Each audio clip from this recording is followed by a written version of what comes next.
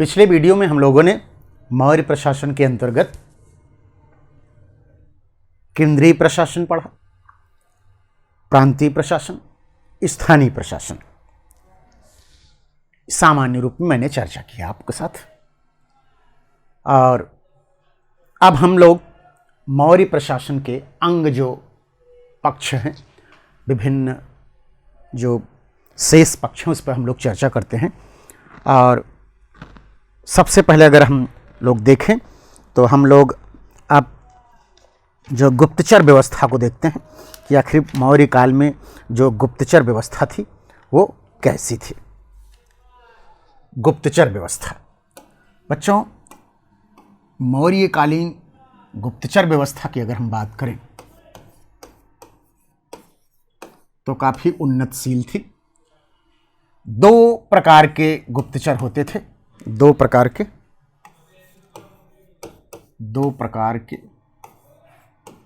गुप्तचर होते थे।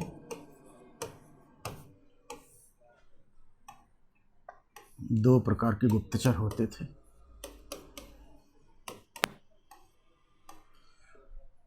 पहला है संस्था। संस्था में वे गुप्तचर थे जो एक जगह रहकर कार्य करते थे, रहकर कार्य करते थे। एक जगह रहकर कार्य करते थे। दूसरा है संचरा।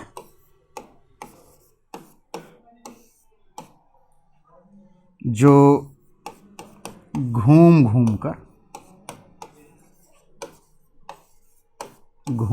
कर गुप्तचरी करते थे।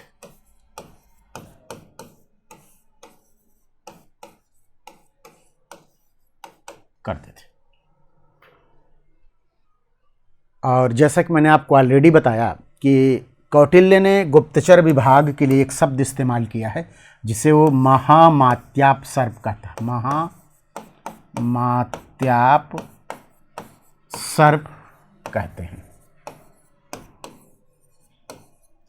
और आपको बता दें, गुप्तचर व्यवस्था का इतना सुव्यवस्थित वर्णन पहली बार कौटिल्य के अर्थशास्त्र में ही देखने को मिलता है कि किस तरह से महामात्यापसर्प के अंतर्गत होते थे।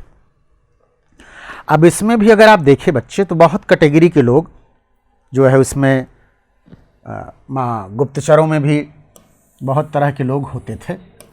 और आपको बता दूं कि इसमें गणिकाओं को भी शामिल किया। गणिका यानी वेश्या को भी शामिल किया गया है कि वो गुप्तचर के रूप में काम करें। और इन्हें लोग विष कन्या के रूप में भी वर्णित करते हैं कि ये कन्या अपने रूप और सौंदर्य का जो है लाभ उठाती थी और तमाम तरह की सूचनाएं इनसे संग्रहित की जाती थी। तो ये भी अपने आप में एक उल्लेखनीय बात मानी जाती है। इनमें भी अगर आप देखें तो बहुत सारे जैसे काप्टिक रूप, उदात्तिस्थ, गृहपतिक, वैदेहक, तीक्ष, रसद, परिव्राजक, मतलब ये कि जैसे आज आईबी वगैरह के जो कर्मचारी होते हैं आपके सामने ऐसे घूमते रहते हैं, सामान्य कपड़ा पहने रहते हैं, पता ही नहीं चलता, और सभी प्रकार की सूचनाएं एकत्रित करते हैं, सरकार को दे देते हैं।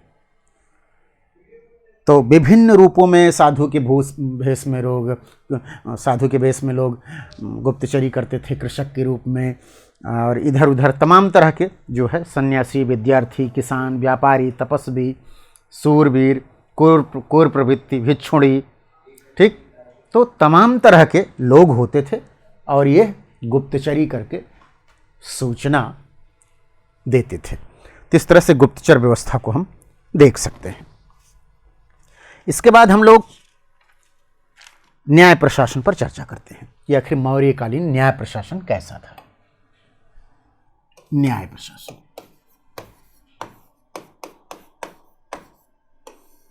न्याय प्रशासन। न्याय प्रशासन के देखे बच्चे तो दो प्रकार के न्यायालय थे। पहला था एक धर्मस्थीय या दीवानी न्यायालय। इसका बाकायदे उल्लेख कौटिल्य ने अपने अर्थशास्त्र में किया है कि किस तरह से जो है धर्मस्थीय न्यायालय होते थे जो दीवानी न्यायालय कहलाते थे, और दूसरा होता था कंटक शोधन। कंटक शोधन, कंटक शोधन या फौजदारी न्यायालय।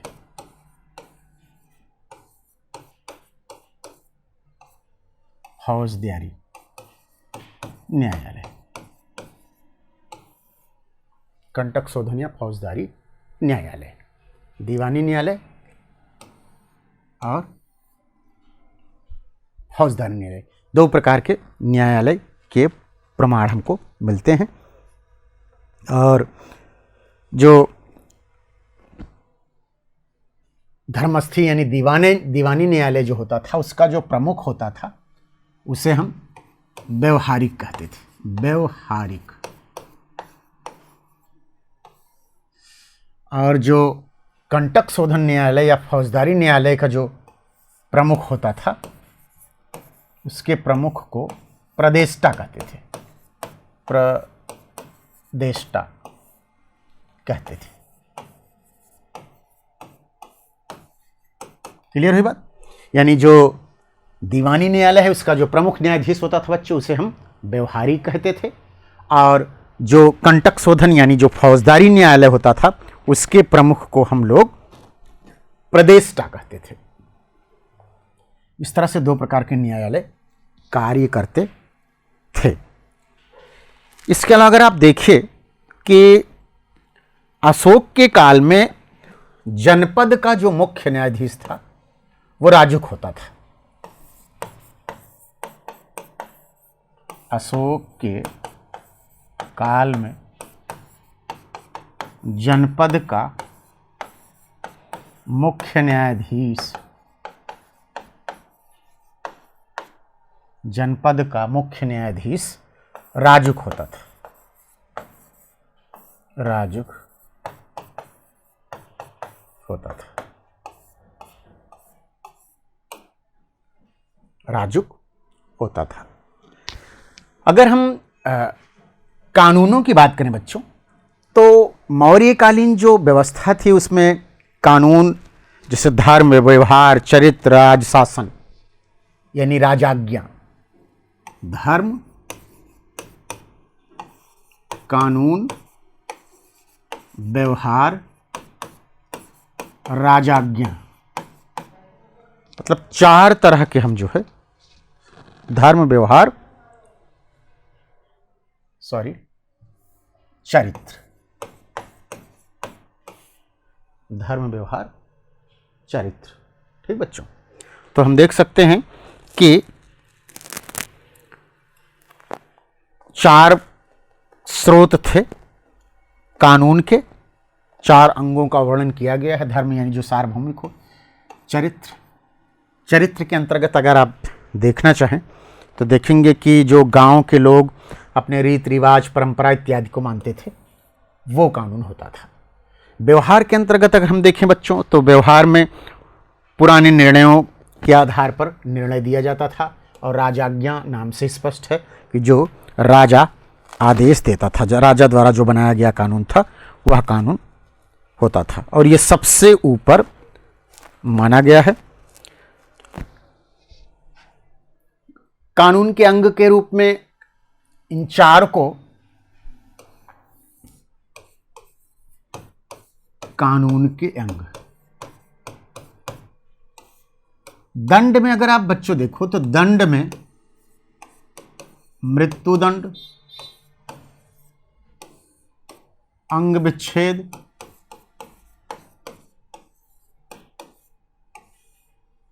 मृत्युदंड, अंग विच्छेद, अर्थदंड,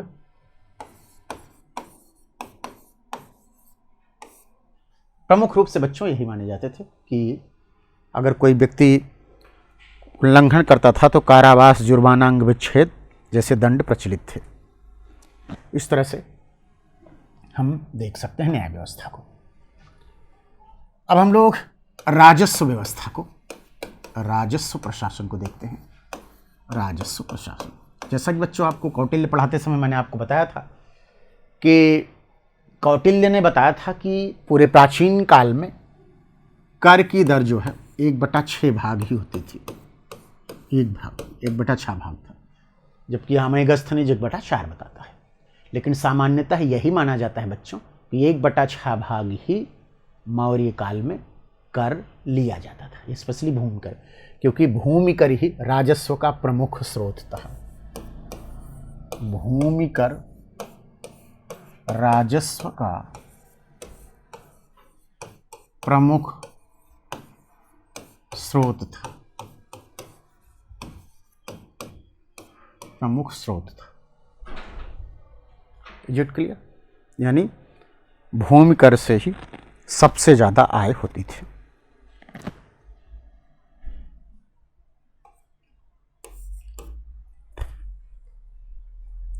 अगर कौटिल्य की बात करें बच्चों, तो कौटिल्य ने राजस्व के स्रोत के रूप में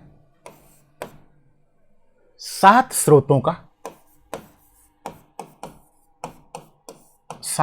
का उल्लेख किया है। यानी 7 प्रकार के स्रोत थे जिससे आय होती थी, जिसमें दुर्ग, राष्ट्र, खनि, सेतु, वन, वज्र, वाणिज्य पथ, 7 स्रोतों में इनको हम देख सकते हैं।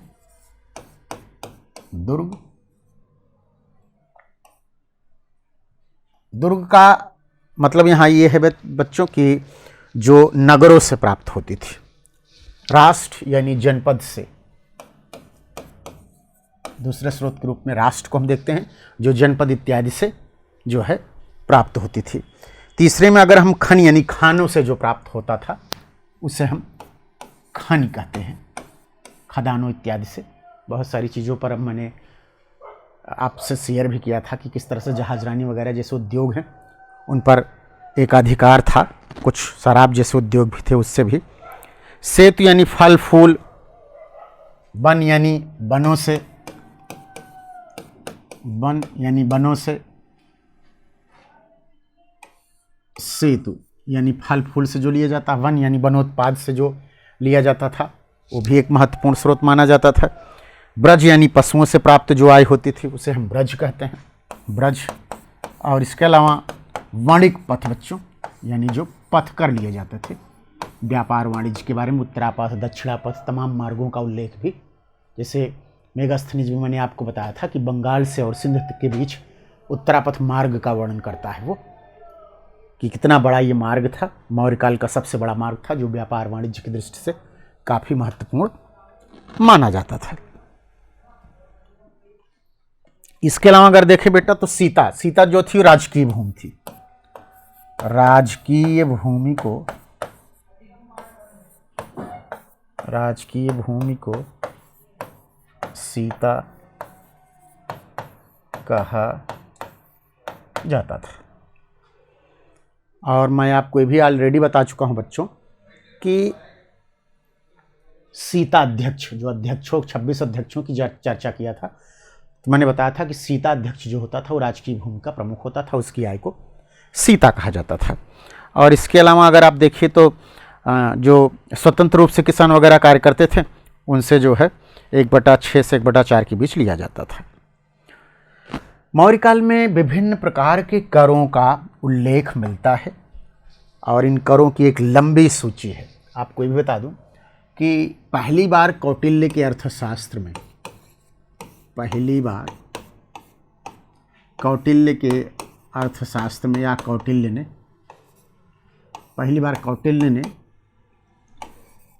कर के बारे में विस्तृत, कर के बारे में विस्तृत विवरण दिया है, विस्तृत विवरण दिया है। अब इनमें करों में देखो बच्चों तो बहुत प्रकार के कर हैं, जैसे प्रणय संकट में बिष्टि निःशुल्क, उत्संग बलि हिरण्य रज्जु चोर रज्जु विविध परिहीनक परिच्छेद पार्श्व शुल्क वर्तनी, बहुत प्रकार के करों का उल्लेख मिलता है। और आपको बता दें कि बेटा प्रवेश्य कर निष्क्राम्य कर भी होता था। प्रवेश्य कर यानी आयात कर और निष्क्राम्य कर यानी जो निर्यात कर। तो प्रवेश्य कर जो है वो 2.5% होता था और निष्काम्य जो कर होता था वो 5% होता था। इस प्रकार के कर के भी उल्लेख मिलते हैं। इस तरह इसको भी हम देख सकते हैं कि किस तरह से इस काल में लिया जाता था। प्रवेश्य कर जो है वो लिया जाता था 1/5 भाग। प्रवेश्य कर कितना लिया जाता था बेटा? डेटा सही से फिर से कर दे रहे हैं। प्रवेश्य कर 1/5 भाग लिया जाता था, यानी कोई वस्तु अगर हमारे सीमा में हमारे साम्राज्य में प्रवेश करती थी तो 1 जो है वो 5 भाग देता था। और जो निष्क्राम्य होता था वो जो है वो कम होता था। तो इस तरह से हम देख सकते हैं कि निष्क्राम्य कर थोड़ा सा कम लिया जाता था ताकि निर्यात को बढ़ाया जाए। इसका मतलब ये है कि उनको निर्यात आयात की संकल्पना की भी जानकारी थी। इस संदर्भ में एक चीज और बच्चों स्पष्ट करना चाहता हूं कि मौर्य काल में जो वस्तुओं का में बीमा भी होता था और भय प्रति कारव्य शब्द का उल्लेख मिलता है कौटिल्य के अर्थशास्त्र में। भय प्रति कारव्य का उल्लेख मिलता है जो बीमा को व्यक्त करता है। इसका मतलब यह है कि दुर्घटना, चोरी, डकैती, आशंका कुछ होता रहा होगा। बुद्धिमत्ता देखिए उस युग के प्रशासन की कि बीमा की व्यवस्था थी। कौटिल्य इस बात का उल्लेख करता है। इसके अलावा अगर उद्योग धंधों से प्राप्त इनकम की बात करें बच्चों, तो कुछ उद्योग ऐसे थे जो राज्य नियंत्रित उद्योग थे। राज्य नियंत्रित उद्योग। राज्य नियंत्रित उद्योगों की अगर हम बात करें तो उसमें आप देखेंगे कि नंबर 1 शराब उद्योग। शराब उद्योग राज्य नियंत्रित था। नमक उद्योग, जहाजरानी उद्योग, जहाज रानी उद्योग। इसके अलावा अगर आप देखें तो खान उद्योग, हथियार उद्योग, खान उद्योग, खान उद्योग और हथियार उद्योग।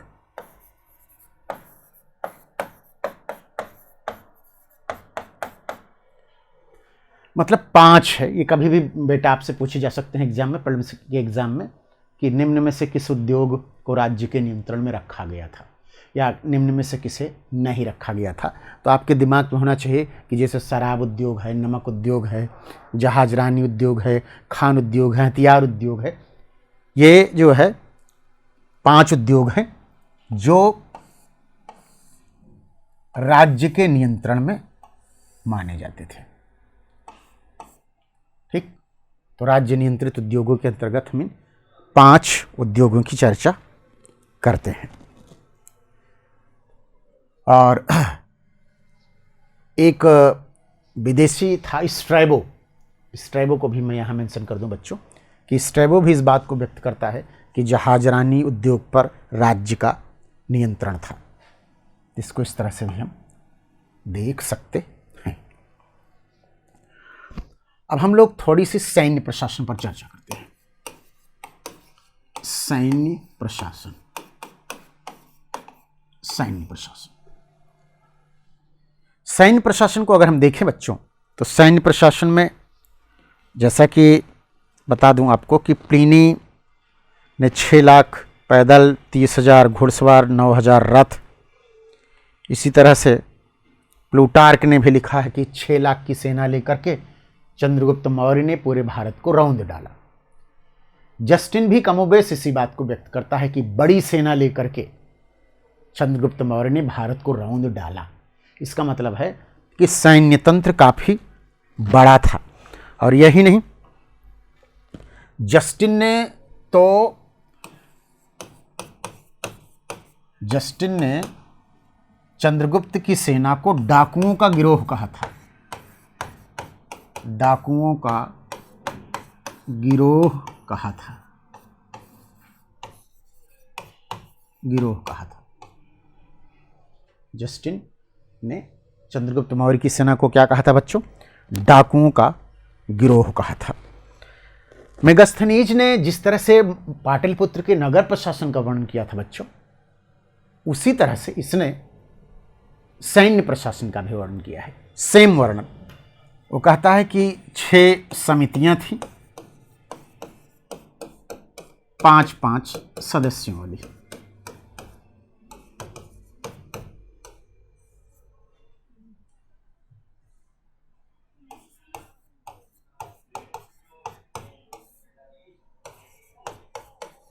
पांच सदस्यों वाली 6 समितियां थी और ये जो है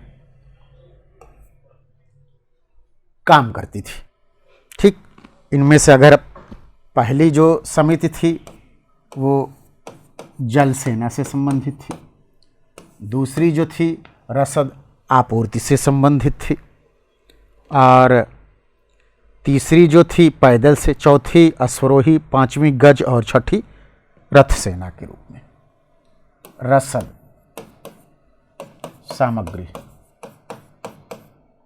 तीसरी जो थी पैदल, चौथी अश्व, 5वीं गज और छठी रथ सेना।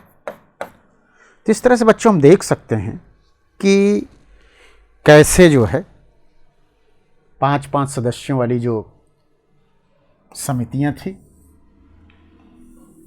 ये काम करती थी। जल सेना, रसद सामग्री, पैदल, अश्व और गजरथ। ये समिति प्रीलिम्स के लिए भी काफ़ी इंपॉर्टेंट है बेटा, कि कोई भी 4-1 लिख के गलत मिलान कर दे और क्वेश्चन आपसे पूछ ले। तो आने वाले समय में यहाँ से प्रश्न पूछे जाने की पूरी संभावना दिखाई दे रही, तो इसे हमें दिमाग में रखना चाहिए। कौटिल्य ने भी पैदल सेना के 6 भागों का उल्लेख किया है, और सेना का जो प्रमुख सेनापति होता था उसके वेतन के बारे में वर्णन है कि 48,000 पण मौर्य मुद्रा थी चांदी की, तो 48,000 पण वेतन मिलता था सेनापति को मौर्य काल में। इसी से अनुमान लगा लीजिए कि सेनापति का क्या रुतबा रहा होगा। इसको हम इस तरह से भी देख सकते हैं कि ये सैन्य तंत्र की खास बात थी। कौटिल्य ने जिसकी बात की बच्चों, उसमें ये भी हम देख सकते हैं कि जैसे विभिन्न प्रकार के जो लोग होते थे जिससे सेना में, तो इस कुछ स्थायी सैनिक रहे होंगे, कुछ अस्थायी सैनिक रहे होंगे, यानी कुछ की ज़रूरत के समय भर्ती कर लिया जाता होगा, किसी अभियान विशेष में, किसी युद्ध विशेष के लिए भर्ती किया जाता रहा होगा। क्योंकि ये चीज़ें हम बाद में भी देखते हैं, जब शिवाजी के काल में सिलेहदार और बारगीर नाम से विभाजन किया गया था सैनिकों का, तो इस तरह से भी हम उनको देख सकते हैं कि कैसे ये कार्य करते थे। व्यूह रचना के बारे में भी प्रमाण मिलता है। कौटिल्य ने पूरी व्यूह रचना के बारे में प्रमाण दिया है कि कैसे किसी भी शासक को, यदि पड़ोसी मजबूत है तो कैसे युद्ध करना चाहिए, पड़ोसी कमज़ोर है तो कैसे युद्ध करना चाहिए। सभी प्रकार की रणनीतियों का उल्लेख जो है वो किया है। इस रूप में विशेष वर्णन किया जाता है। दंड व्यूह, भोग व्यूह, मंडल व्यूह और असहद व्यूह, मतलब ये व्यूहों की सिचुएशन है। 3 प्रकार की युद्धों का भी उल्लेख कौटिल्य ने किया है बच्चों, कि किस तरह से युद्ध जो है, प्रकाश युद्ध, तूष्णीय युद्ध, कूट युद्ध, मतलब ये कि राज परिवार में फूट डलवा के तूष्णीय युद्ध किया जाता था। प्रकाश युद्ध यानी जो आमने सामने दिन में युद्ध किया जाता था।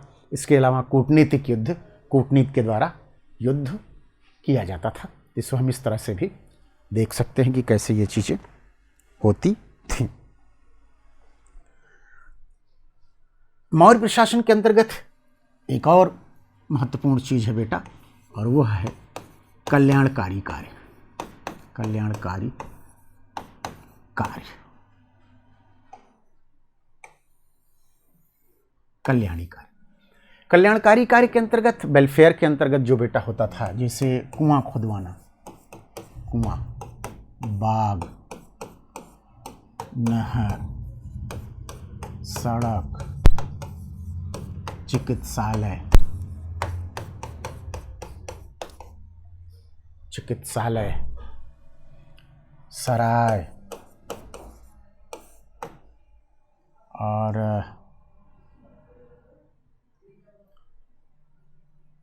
निःशुल्क भोजन वितरण,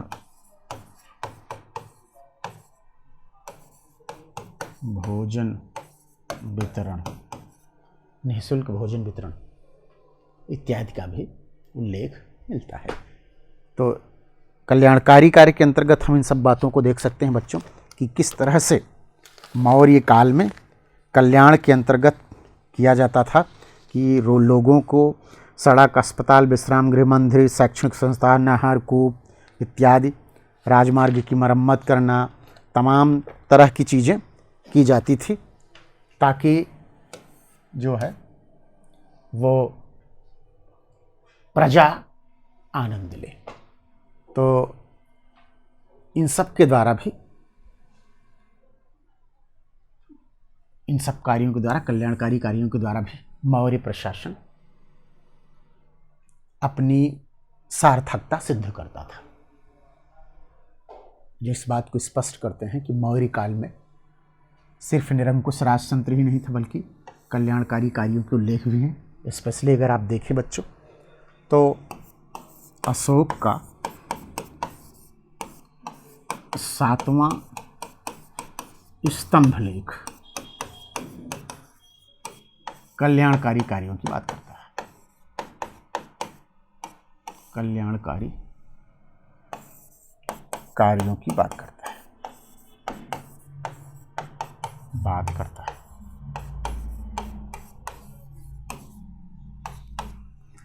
एक बात और स्पष्ट कर दूं बच्चों कि पूरे मौर्य प्रशासन का सामान्य स्वरूप जो था ही, लेकिन सामान्यतः यह भी माना जाता है कि अशोक के काल में कुछ प्रशासनिक सुधार किए गए थे। तो उन पे भी थोड़ी सी चर्चा कर लेते हैं। अशोककालीन प्रमुख अधिकारी, यानी बेटा जो कौटिल्य का अर्थशास्त्र प्रशासनिक विवरण देता है या मेगस्थनीज कंडिका देती है विवरण, वो तो है ही है, लेकिन अशोक के काल में भी कुछ प्रशासनिक परिवर्तन हुए, कुछ नए अधिकारियों का जो है सृजन किया गया। जैसे एक तो धम्म महामात, इसके बारे में आप ऑलरेडी जानते हैं। महामात, धम्म महामात्र की अगर हम बात करें बेटा तो इसका उल्लेख ऑलरेडी मैं किया हूं कि किस तरह से 5वें बृहत शिलालेख में वो इसका विवरण देता है कि ये धम्म के प्रचार प्रसार के लिए नियुक्त किए गए थे। तो धम्म महामात्र का विशेष रूप से उल्लेख है और ये इसका कार्य था जनता में धम्म का प्रचार प्रसार करना। दूसरा जो अधिकारी है बच्चों वो है प्रादेशिक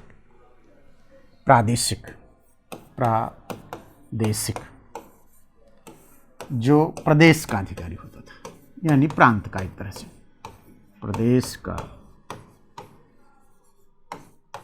अधिकारी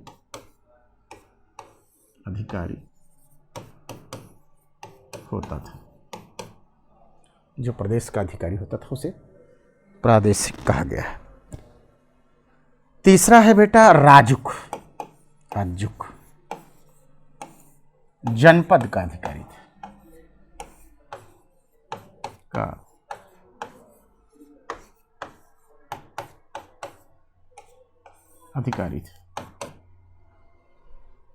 जनपद का अधिकारी कौन होता था? राजुक होता था। इसी अशोक ने अपने राज्याभिषेक के 26वें वर्ष में नियुक्त किया था। इसके बारे में बता दूं बेटा कि इसका विशेष रूप से वर्णन कहता है अशोक कहता है कि जिस प्रकार कोई व्यक्ति, चूंकि इसको न्यायिक अधिकार भी अशोक दे दिया था, अशोक कहता है कि जिस प्रकार कोई व्यक्ति अपने बच्चे के लिए धाय माँ की नियुक्ति करता है या रखता है, वैसे मैंने प्रजा के लिए राजयुग की नियुक्ति की है। तो इस तरह से हम देख सकते हैं कि राजयुग की नियुक्ति इस रूप में महत्वपूर्ण मानी जा सकती है कि कैसे ये नियुक्ति होती थी। ठीक बेटा।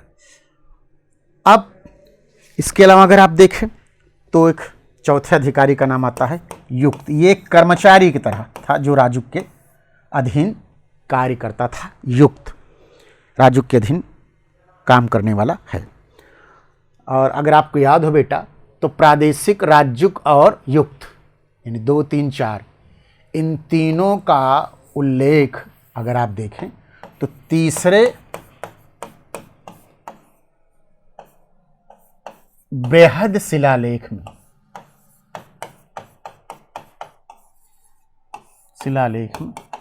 वर्णन है। याद आ गया होगा आपको। तीसरे बृहद शिलालेख में इन तीनों अधिकारियों का उल्लेख मिलता है। इसके अलावा अगर आप देखें बच्चों तो एक और प्रमुख अधिकारी के रूप में प्रतिवेदक का नाम आता है। प्रतिवेदक ऐसा अधिकारी था जो राजा को डायरेक्ट सूचना देता था। राजा को सूचना देने वाला अधिकारी, यानी एक तरह से इसको हम सूचना दाता भी कह सकते हैं। और यही नहीं, इसके बारे में यह भी कहा गया है कि प्रतिवेदक जो होते थे ये अंतःपुर तक जाकर के राजा को सूचना देते थे कि किस तरह से क्या कार्य करना चाहिए। इसका भी उल्लेख छठे शिलालेख में मिलता है। इसके अलावा अगर आप देखें अन्य अधिकारियों में अगर हम उनको वर्णन करने की बात करें बच्चों तो एक और अधिकारी का उल्लेख मिलता है जिसे हम ब्रजभूमिक अधिकारी कहते हैं।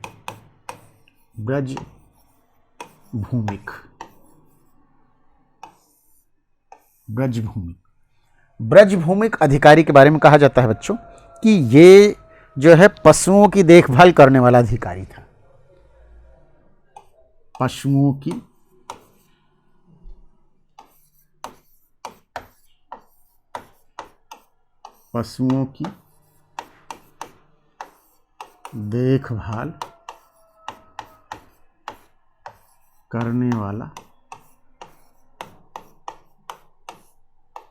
देखभाल करने वाला अधिकारी था।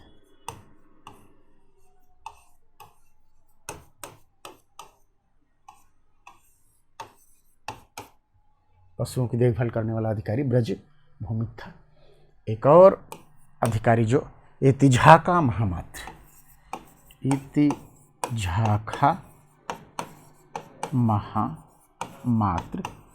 इसे स्त्री अधिकारी के रूप में भी कहा गया है। स्त्री महामात्य कह सकते हैं आप। स्त्री महामात्य, इसको स्त्री महामात्य, ये एक महत्वपूर्ण नियुक्ति थी बच्चों इतिझाका महामात्र की, यह महामात्य की, जो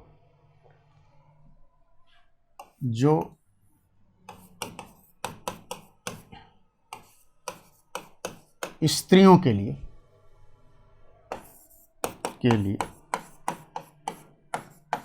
नियुक्त किया गया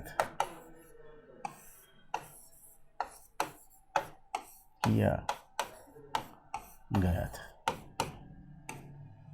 समझे बच्चों? तो प्रमुख रूप से हम इसको ऐसे ही देख सकते हैं बच्चों कि अशोक के काल में किस तरह से जो है ये विभिन्न प्रकार के अधिकारी नियुक्त किए गए थे। और ये अधिकारी जो है प्रशासनिक कुशलता के लिए नियुक्त किए गए थे। तो इनको इस तरह से भी हम देख सकते हैं कि कैसे ये कार्य कर रहे थे। ये रहा मौर्यों का शासन प्रशासन। अब मौर्यकालीन शासन प्रशासन इंपॉर्टेंट तो है ही है बच्चों, और ये वर्तमान में भी बहुत सारी चीज़ों की सीख देता है। स्पेशली अगर नियंत्रण और संतुलन की संकल्पना को देखें, चेक एंड बैलेंस की, तो मौर्य काल में देखी जा सकती है। कुछ विद्वान क्रिटिक करते हैं कि अत्यधिक केंद्रीकृत प्रशासन था। तो राजतंत्र की तो प्रकृति ही है, केंद्रीकृत प्रशासन होना है, स्वाभाविक है, ये कोई महत्वपूर्ण आश्चर्यजनक वाली चीज नहीं है। हाँ, आधुनिक दृष्टिकोण से देखने पर यह क्रिटिक किया जाता है कि इसमें प्रजा की स्वतंत्रता का गला घोंट दिया गया था। राजतंत्रात्मक युग में, चाहे वह प्राचीन युग हो चाहे मध्य युग हो,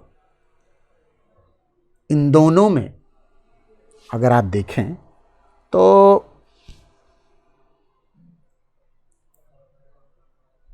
प्रजा के अधिकार नहीं थे, कर्तव्य थे।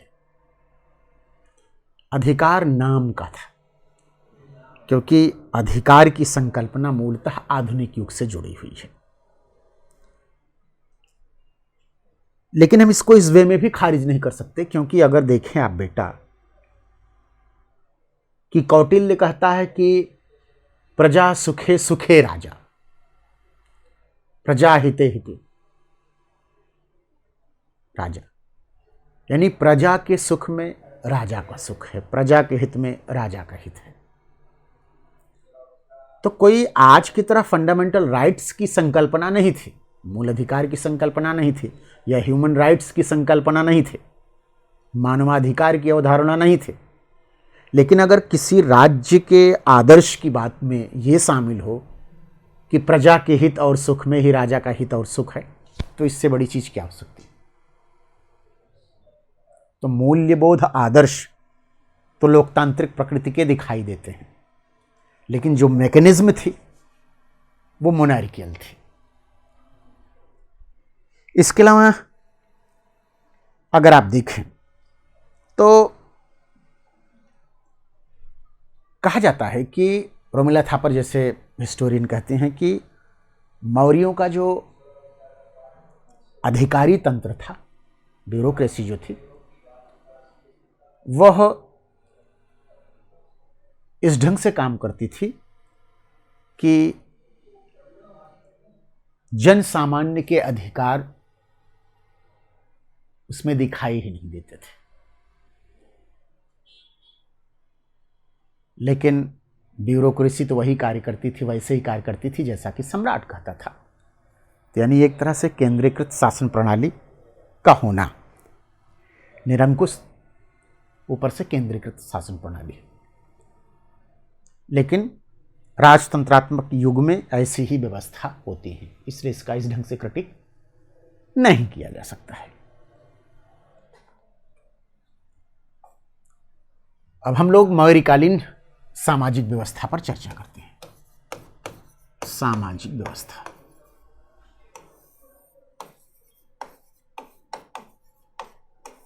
सामाजिक व्यवस्था,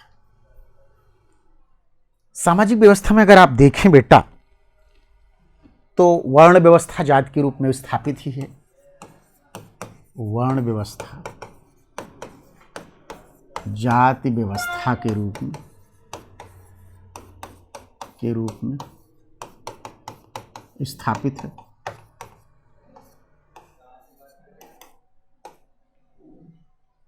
वर्ण व्यवस्था जाति व्यवस्था के रूप में स्थापित है, जो एक महत्वपूर्ण चीज दिखाई देती है। और खास बात, जैसा कि मैं ऑलरेडी आपको बता चुका हूं कि कौटिल्य ने आर्य को शूद्र कहा। कौटिल्य ने आर्य को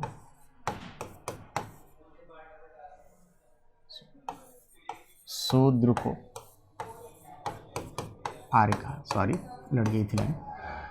कौटिल्य ने क्या, शूद्र को आर्य कहा। इसका मतलब क्या है कि जैसे वो ब्राह्मण क्षत्रिय वैश्य शूद्र चारों वर्ण की बात करता है, चारों जातियों की बात करता है, मोटा मोटी अगर आप देखें तो चारों आर्य हो गए। यही कारण है कि कौटिल्य ने चारों वर्णों को सेना में भर्ती होने का अधिकार दिया था, यानी ब्राह्मण क्षत्रिय वैश्य और शूद्र चारों वर्ण सेना में भर्ती हो सकते हैं।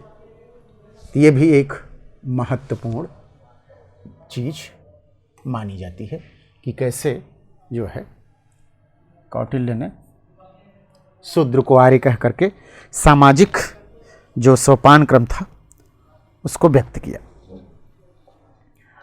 शूद्रों के कार्य के बारे में सामान्यतः माना जाता है कि पशुपालन, कृषि, उद्योग धंधों से संबंधित कार्य जो है, शिल्प व्यापार वगैरह करते थे। और इसके अलावा अगर आप देखें तो कौटिल्य ने वर्ण संकर जातियों का भी उल्लेख किया है। वर्ण संकर जाति, वर्ण संकर जाति की अगर हम बात करें बेटा, तो इसमें ये वर्ण संकर जातियों का जो रीजन है वो यही है कि अनुलोम और प्रतिलोम विवाह होते थे। तो अनुलोम और प्रतिलोम विवाह, अनुलोम प्रतिलोम विवाह,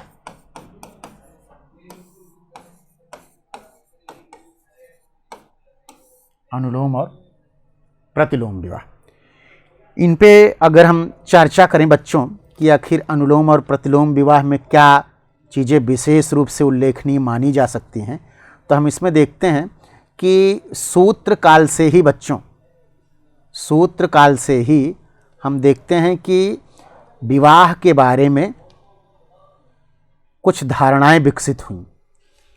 और इन विकसित धारणाओं में अगर आप देखो तो तमाम जो ग्रंथ हैं, चाहे वो जो है सूत्र काल की जो भी ग्रंथ हों, जो स्पेशली अगर आप देखें जो गृहसूत्र वगैरह हैं, गृहसूत्र वगैरह में विभिन्न प्रकार के विवाहों का उल्लेख मिलता है।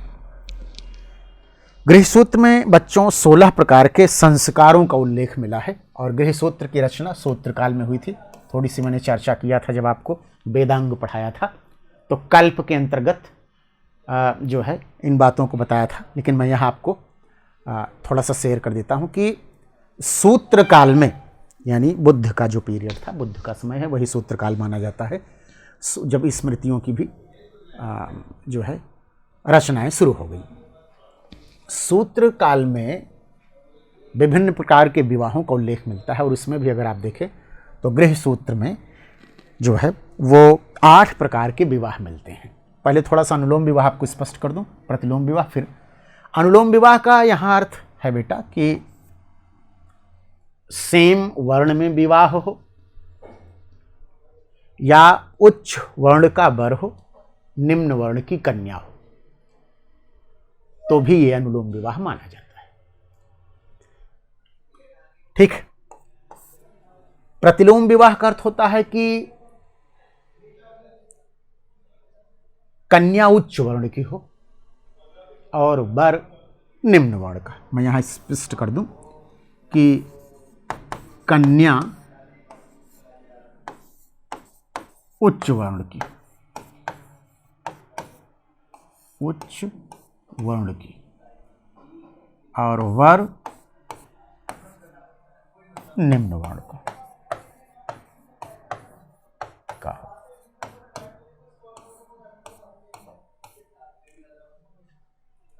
जैसे उदाहरण दो बच्चों, आपको क्लियर कर दिए हैं कि जैसे ब्राह्मण कन्या, क्षत्रिय कन्या, वैश्य कन्या, ये अपने से नीचे वर्ण से विवाह करें। जैसे ब्राह्मण कन्या क्षत्रिय वर्ण से विवाह किया, क्षत्रिय कन्या वैश्य वर्ण से विवाह किया, वैश्य कन्या शूद्र वर्ण से विवाह किया, तो ये जो है प्रतिलोम विवाह होगा। इस संदर्भ में अगर आप देखें, अनुलोम विवाह के अंतर्गत ब्राह्मण चारों वर्णों से विवाह कर सकता है, क्षत्रिय 3 वर्णों से, यानी क्षत्रिय स्वयं अपने वर्ण से, वैश्य और शूद्र वर्ण से, वैश्य 2 वर्णों से विवाह कर सकता है, वैश्य और शूद्र वर्ण से, शूद्र सिर्फ और सिर्फ अपने वर्ण से विवाह कर सकता है। अपने से अलग वर्ण से विवाह करेगा तो वह प्रतिलोम विवाह की श्रेणी में आएगा। इसको हम इस तरह से भी देख सकते हैं। इसमें इसको ऐसे भी कर सकते हैं, वर उच्च वर्ण, कन्या निम्न वर्ण, कन्या निम्न वर्ण। एक सामान्य रूप में आपको समझाने के लिए मैं इसको बता दिया, इसको आप दिमाग में रखेंगे कि किस तरह से हमें देखना। आश्वलायन गृहसूत्र में बच्चों, आश्वलायन गृहसूत्र में 8 प्रकार के विवाहों का उल्लेख मिलता है। इस तरह से भी इनको देख सकते हैं कि किस तरह से 8 प्रकार के विवाह का उल्लेख मिलता है। अब इन 8 प्रकार के आश्वलायन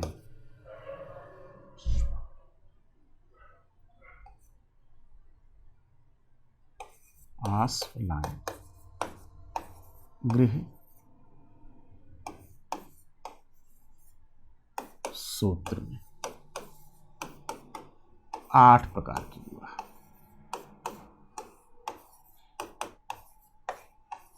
विवाह, का 8 प्रकार के विवाह का उल्लेख मिलता है।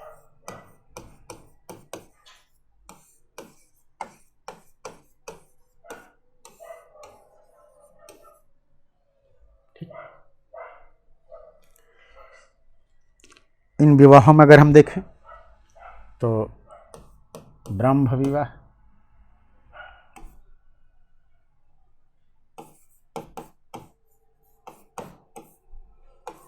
ब्रह्म विवाह,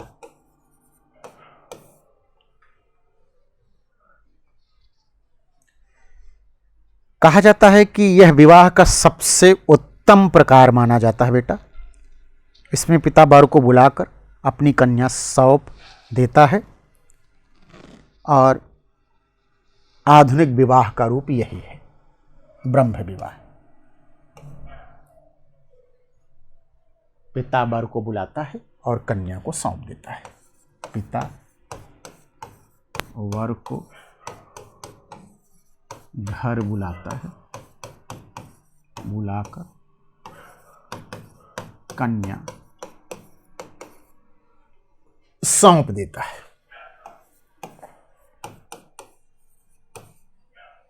तो और ये विवाह सबसे उत्तम माना जाता है और वर्तमान में भी इसी का प्रचलन है। आज भी देखिए बेटा कि जो भी पिता होता है, कन्या का पिता, पुत्री का जो पिता होता है, वो योग्य वर का चयन करता है, वर को अपने घर बुलाता है और कन्या को सौंप देता है। तो इस तरह से पिता वर को घर बुलाकर कन्या सौंप देता है। तो ब्रह्म विवाह इसे माना जाता है। दूसरा दैव विवाह, दैव विवाह।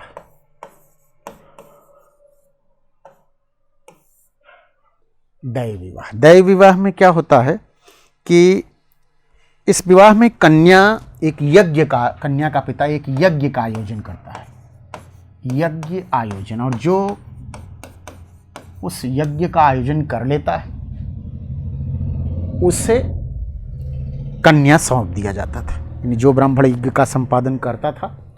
बच्चों, हम लोग विवाह के विभिन्न प्रकारों पर चर्चा कर रहे थे और ये मैं ऑलरेडी आपको बताया कि किस तरह से आश्वलायन गृहसूत्र में 8 प्रकार के विवाहों का उल्लेख मिलता है, जिसमें से मैंने आपको ब्रह्म विवाह के बारे में बताया और जो सबसे उत्तम विवाह माना जाता है, ब्रह्म विवाह। ब्रह्म विवाह के बाद दूसरे नंबर पर मैंने दैव विवाह के बारे में बताया आपको पिछले वीडियो में। दैव विवाह में मैंने आपको बताया कि बच्चों, अगर कोई व्यक्ति यज्ञ संपन्न कर लेता था तो कन्या का पिता उसे कन्या सौंप देता था। ये दैव विवाह के अंतर्गत हम लोगों ने देखा कि किस तरह से जो ब्राह्मण अपनी प्रतिभा से यज्ञ का जो है सही आयोजन कर लेता था, अनुष्ठान करवा देता था, उसे कन्या सौंप दिया जाता था। तीसरा विवाह है आर्ष विवाह। आर्ष विवाह में क्या होता था बच्चों कि कन्या का जो पिता होता था वो एक गाय या एक बैल या एक जोड़ी बैल इत्यादि ली करके, एक गाय या बैल लेकर कन्या को दे देता था, कन्या देता था। यानी एक तरह से ये कन्या का मोल ही कह सकते हैं, इसमें कन्या को अपना मोल चुकाना पड़ता था। इसके अलावा चौथे विवाह के रूप में हम लोग प्रजापात्य विवाह की बात करते हैं। प्रजापात्य विवाह। प्रजापात्य विवाह में होता यह था बच्चों कि इस विवाह के अंतर्गत कन्या जो है, पिता अपनी कन्या को वर को सौंपता था और कहता था कि आप सामाजिक दायित्वों का निर्वहन करें, सामाजिक दायित्वों का निर्वहन करें,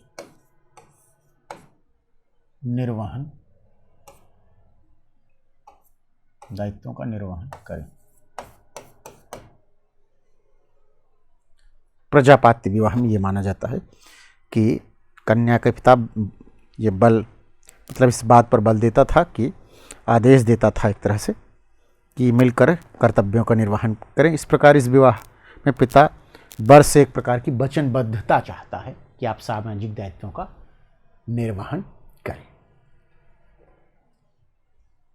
ये जो 4 प्रकार के विवाह हैं बच्चों, इन्हें हम शास्त्र सम्मत विवाह कहते हैं। शास्त्र सम्मत विवाह कहते हैं। विवाह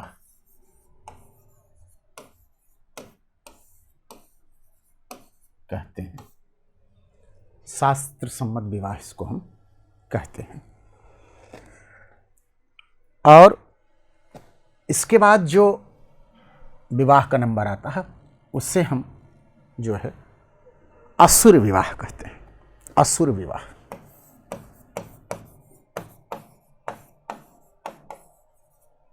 इसमें बाकायदे कन्या का पिता धन लेता था और धन लेकर बच्ची को दे देता था, यानी मूल्य लेकर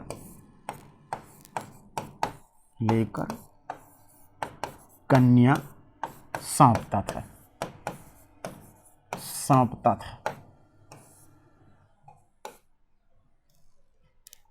मूल्य लेकर कन्या सौंपता था। यह असुर विवाह था। ये कैसा विवाह था? असुर विवाह। इसमें मूल्य लेकर कन्या सौंपता था, तो असुर विवाह ले। इसके अलावा एक और विवाह था जिसे गंधर्व विवाह कहते हैं। गंधर्व विवाह।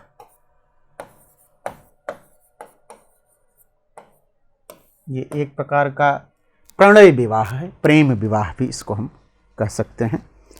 इसमें माता पिता को जानकारी नहीं होती थी और विवाह होता था, एक प्रेम विवाह।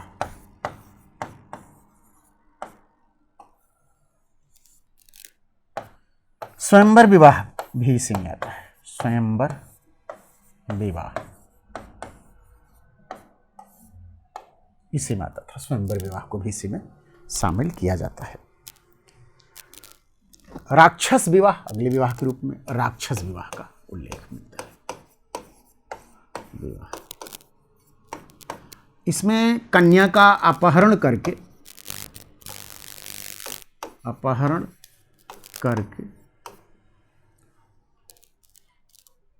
विवाह किया जाता था। विवाह किया जाता था। अपहरण करके विवाह किया जाता था। उसके बाद पिशाच विवाह।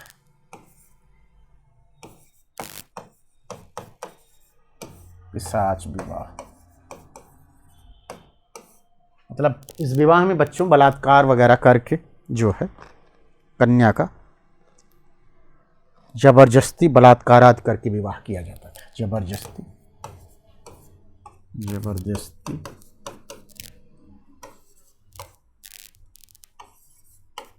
बलात्कार करके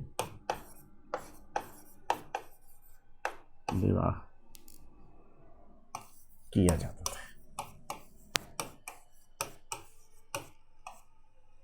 विवाह किया जाता था, जबरदस्ती बलात्कार करके विवाह कर लिया जाता था। शेष यानी जो 4 विवाह, असुर, गंधर्व, राक्षस और पिशाच, ये शास्त्र सम्मत विवाह नहीं माने गए हैं। ठीक, अतः इनमें एक तरह से देखिए कि पहले 4 जो विवाह हैं, प्रथम 4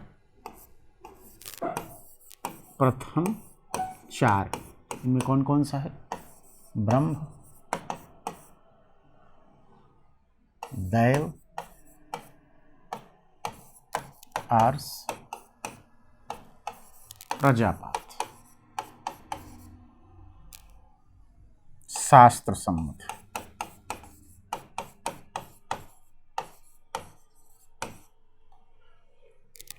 इसमें विवाह विच्छेद की अनुमति नहीं है।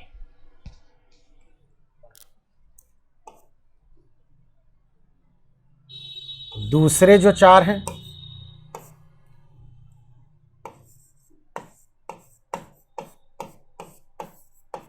दूसरे 4 में अगर आप देखें तो असुर, गंधर्व, राक्षस, पिशाच, शास्त्र सम्मत नहीं है। शास्त्र सम्मत नहीं है।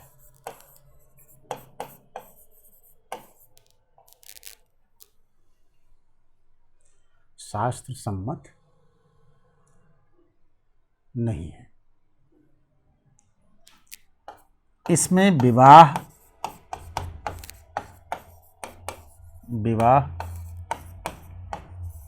विच्छेद की अनुमति थी। समझे बच्चों? इसमें विवाह विच्छेद की अनुमति थी। ऊपर के 4 पहले वाले, जिसमें हम ब्रह्म, दैव और आर्ष, प्रजापति की बात करते हैं, इसमें विवाह विच्छेद की अनुमति नहीं है। दूसरे में विवाह विच्छेद की अनुमति थी। मौर्यकालीन अगर हम बात करें बच्चों कि आखिर मौर्य काल में जो समाज का स्वरूप था, जैसा कि कौटिल्य ने बताया कि विभिन्न प्रकार की वर्ण संकर जातियां थीं। अंबष्ठ, निषाद, पारसव, रथकार, बदेहक, मगध, सूत, तमाम तरह की वर्ण संकर जातियों का उल्लेख जो है मौर्यकालीन समाज में मिलता है। इसके अलावा अगर आप देखें तो मौर्यकालीन समाज के अंतर्गत हम ये भी देखते हैं बच्चों कि दास प्रथा का विवरण मिलता है। और यद्यपि कौटिल्य के अर्थशास्त्र में विभिन्न वर्णों का उल्लेख मिलता है और कहा गया है, कौटिल्य ने 9 प्रकार के दासों के बारे में बताया है, जिसे हम आर्यहितक कहते हैं। ये ऑलरेडी हम आपको बता चुके हैं। मेगास्थनीज ने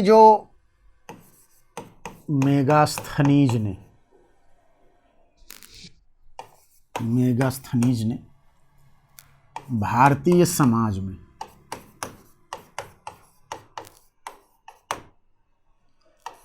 सात जातियों का उल्लेख करता है।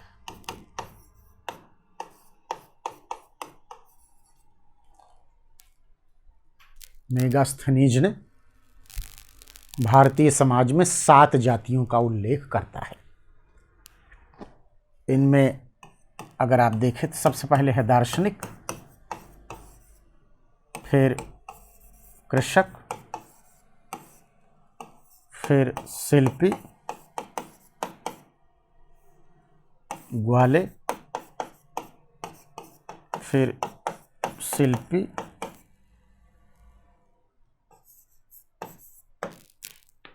पांचवें के रूप में हम जो है सैनिक को रखते हैं, छठवें में निरीक्षक और सातवें में सभासद। सैनिक, निरीक्षक और सभासद।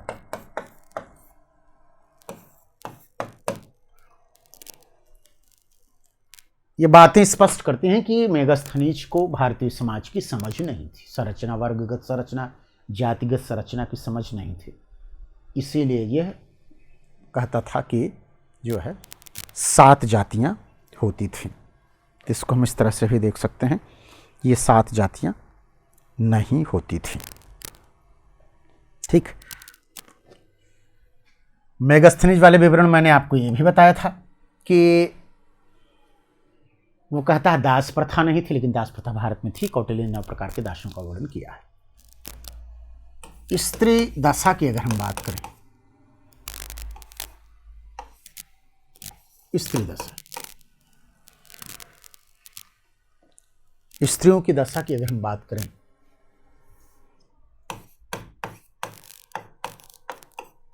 स्त्रियों की दशा, वीमेन कंडीशन, तो असूर्य, पश्या, निष्कासनी जैसे शब्दों का प्रयोग मिलता है। अनिष्कासनी शब्द का प्रयोग कि वो बाहर नहीं निकलती थी, इससे अनुमान लगाया जाता है कि हो सकता है पर्दा प्रथा रही हो, लेकिन ऐसा नहीं था। अभी भी अगर आप देखिए तो स्त्रियों को पुनर्विवाह,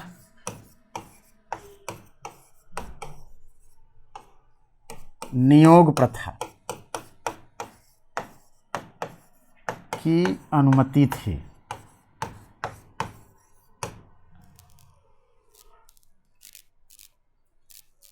तो इसको हम खारिज नहीं कर सकते हैं। सती प्रथा नहीं थी, क्योंकि अर्थशास्त्र में नहीं मिलता है। अनिष्कासनी, अभी हम थोड़ी देर पहले इस शब्द का प्रयोग किए थे। अनिष्कासनी से कुछ इतिहासकारों ने लगाया कि जो है स्त्रियां घर के अंदर ही रहती थी। से स्पष्ट है कि ये घर के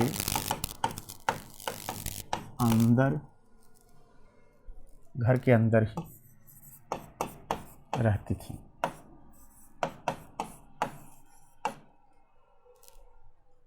लेकिन एक इस बात स्पष्ट कर दूं बच्चों कि अनिष्कासनी शब्द से पर्दा प्रथा का प्रमाण बिल्कुल नहीं मिलता, क्योंकि भास की रचना स्वप्न वासवदत्ता में यवनिका शब्द का प्रयोग मिलता है।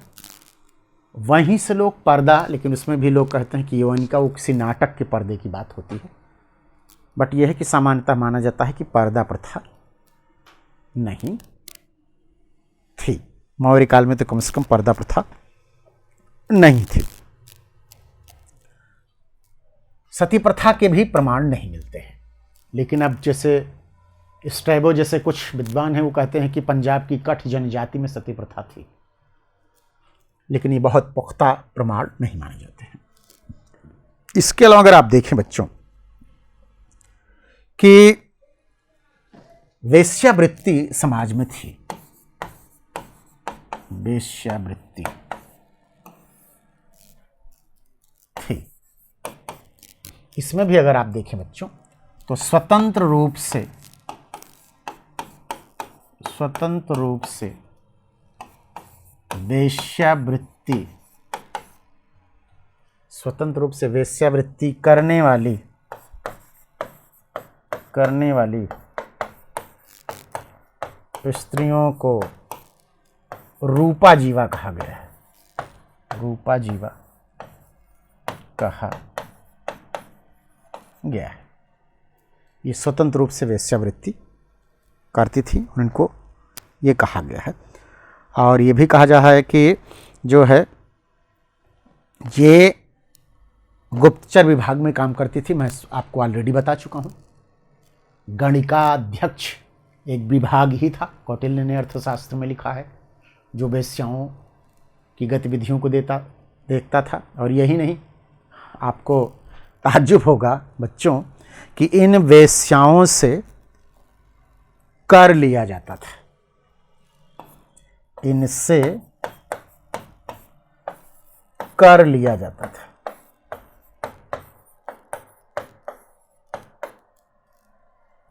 इस रूप में ये महत्वपूर्ण मानी जाती है।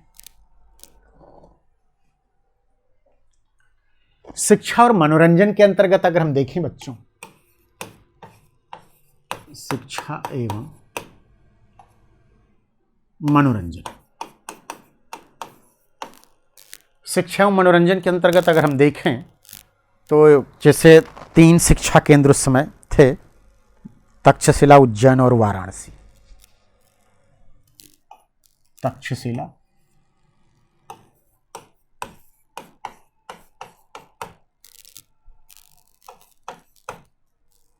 उज्जैन, वाराणसी, 3 केंद्र थे। तक्षशिला, उज्जैन, वाराणसी जो है, ये 3 केंद्र माने गए हैं। शिक्षा में भी अगर आप देखें तो इस समय धर्म, व्याकरण, अर्थ, व्रत, राजनीति, प्रौद्योगिकी इत्यादि की शिक्षा मिलती थी। मनोरंजन में अगर आप देखें तो गायन, नृत्य वगैरह के बारे में, गायन नृत्य भी होता था। गायन नृत्य भी होता था, इसको इस तरह से भी हम देख सकते हैं। और तमाम जो है प्रकार के मनोरंजन होते थे। जैसे अर्थशास्त्र में प्रेक्षागृहों का यानी रंगशाला का भी उल्लेख मिलता है, जो स्पष्ट करता है कि हो सकता है कोई अभिनय की प्रक्रिया थी, अभिनय लोग करते रहे होंगे। और स्त्रियों को कहा जाता है इसमें भाग लेते थे। पुरुष को रंगोपजीवी और स्त्रियों को रंगोपजीवनी कहा जाता था। प्रवहण एक सामूहिक समारोह होता था। प्रवहण एक सामूहिक समारोह होता था।